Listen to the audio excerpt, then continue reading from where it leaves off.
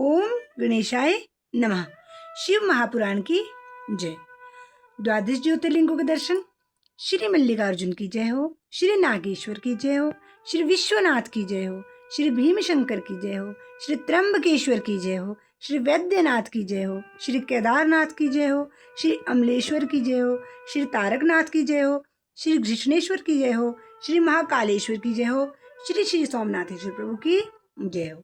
सभी श्रोताओं को मेरा हर हर महादेव। आप सभी अपने अपने स्थान पर कुशल मंगल हो गए, भगवान से यही प्रार्थना है। आज पढ़ेंगे हम 12वां अध्याय। गुरुर ब्रह्मा गुरुर विष्णु गुरुर देवो महेश्वरा गुरु साक्षात परम ब्रह्मा तस्मै श्री गुरुवे नमः। गुरु महाराज के चरणों में हमारा प्रणाम है। 12वां अध्याय शुरू करते हैं। मोक्षदायक पुण्य क्षेत्रों का वर्णन। सूत जी बोले, हे विद्वान और बुद्धिमान महर्षियों, मैं मोक्ष देने वाले शिव क्षेत्रों का वर्णन कर रहा हूँ। पर्वत, वन और काननों सहित इस पृथ्वी का विस्तार 50 करोड़ योजन है।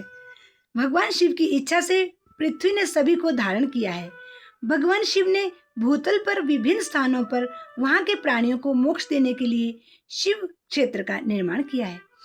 कुछ क्षेत्रों को देवताओं और ऋषियों ने अपना निवास स्थान बनाया है, इसलिए उसमें तीर्थत्व प्रकट हो गया है। बहुत से तीर्थ ऐसे हैं जो स्वयं प्रकट हुए हैं। तीर्थ क्षेत्र में जाने का मनुष्य को सदा स्नान, दान और जाप करना चाहिए, अन्यथा मनुष्य रोग, गरीबी और मुक्ता आदि दोषों का भागी हो जाता है। जो मनुष्य अपने देश में मृत्यु को प्राप्त होता है, वह इस पुण्य के फल से दोबारा मनुष्य योनि में प्राप्त करता है, परंतु पापी मनुष्य दुर्गति को ही प्राप्त करता है। हे ब्राह्मणों, पुण्य क्षेत्र में किया गया पाप कर्म अधिक दृढ़ हो जाता है, अतः पुण्य क्षेत्र में निवास करते समय आप कर्म करने से बचना चाहिए। सिंधु और सतलुज नदी के तट पर बहुत से पुण्य क्षेत्र हैं। सरस्वती नदी परम पवित्र और 60 मुख वाली है, अर्थात उसकी 60 धाराएं हैं। इन धाराओं के तट पर निवास करने से परम पद की प्राप्ति होती है।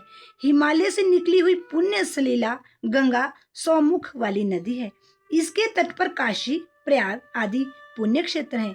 मकर राशि में सूर्य होने पर गंगा की तटभूमि अधिक प्रशस्त एवं पुण्यदायक हो जाती है। सोनभद्र नदी की 10 धाराएं हैं। बृहस्पति के मकर राशि में आने पर यह अत्यंत पवित्र तथा अभीष्ट फल देने वाली है। इस समय यहाँ स्नान और उपवास करने से विनायक पद की प्राप्ति होती है। पुण्य सलीला महानदी नर्मदा के 24 मुख हैं। इसमें स्नान करके तट पर निवास करने से मनुष्य को वैष्णव पद की प्राप्ति होती है। तमसा के 12 तथा रेवा के 10 मुख हैं। परम पुण्यमयी गोदावरी के 21 मुख हैं। यह ब्रह्म हत्या तथा गोवध पाप का नाश करने वाली एवं रुद्र लोक देने वाली है। कृष्णवेणी नदी समस्त पापों का नाश करने वाली है। इसके 18 मुख हैं तथा यह विष्णु लोक प्रदान करने वाली है। तुंगभद्रा 10 मुखी है एवं ब्रह्मा लोक देने वाली है। स्वर्ण मुखरी के 9 मुख हैं। ब्रह्मा लोक से लौटे जीव इसी नदी के तट पर जन्म लेते हैं। सरस्वती नदी, पंपा सरोवर, कन्याकुमारी, अंतरीप तथा शुभ कारक श्वेत नदी सभी पुण्य क्षेत्र हैं। इनके तट पर निवास करने से इंद्रलोक की प्राप्ति होती है। महानदी कावेरी परम पुण्यमयी है। इसके 27 मुख हैं। यह संपूर्ण अभिष्ट वस्तुओं को देने वाली है। इसके तट ब्रह्मा विष्णु का पद देने वाली है।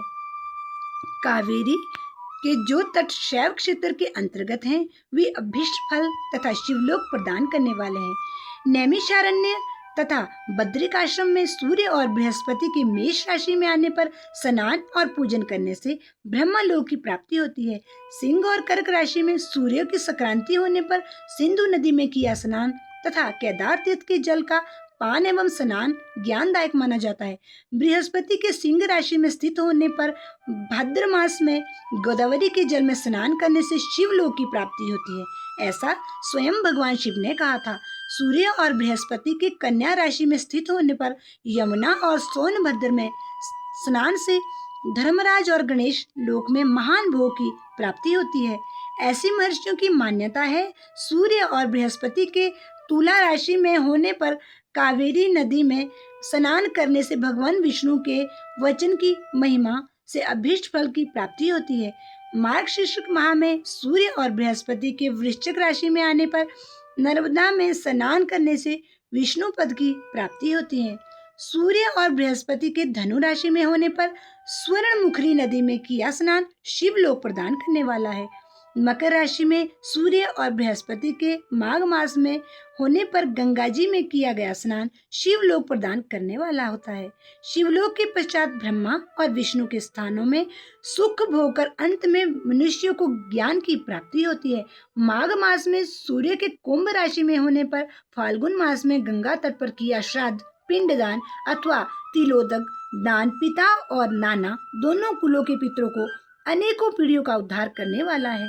गंगा व कावेरी नदी का आश्रय लेकर तीर्थवास करने से पाप का नाश हो जाता है। ताम्रपर्णी और वेगवती नदियां ब्रह्मालोक की प्राप्ति रूप फल देने वाली हैं। इनके तट पर स्वर्गदायक क्षेत्र हैं। इन नदियों के मध्य बहुत से पुण्य क्षेत्र हैं। यहाँ निवास करने वाला मनुष्य अभीष्ट फल का भागी होता है। सदाचार, उत्तम वृत्ति तथा सदाभावना के साथ मन में दया भाव रखते हुए विद्वान पुरुष को तीर्थ में निवास करना चाहिए, अन्यथा उसे फल नहीं मिलता। पुण्य क्षेत्र में जीवन बिताने का निश्चय करने पर तथा वास करने पर पहले का सारा पाप तत्काल नष्ट हो जाएगा, क्योंकि पुण्य को ऐश्वर्यदायक कहा जाता है। हे ब्राह्मणों, तीर्थ में वास करने पर उत्पन्न पुण्य कायिक, वाचिक और मानसिक सभी पापों का नाश कर देता है। तीर्थ में किया मानसिक पाप कई कल्पों तक पीछा नहीं छोड़ता। यह केवल ध्यान से नहीं नष्ट होता। वाचिक पाप जाप से तथा कायिक पाप शरीर की सुखान जैसे कठोर तप से नष्ट होता है। अतः सुख चाहने वाले पुरुष को देवताओं की पूजा करते हुए और ब्राह्मणों को दान देते हुए पाप से बचकर तीर्थ ही तीर्थ में निवास करना चाहिए। बोलो गौरी शंकर भगवान की जय हो।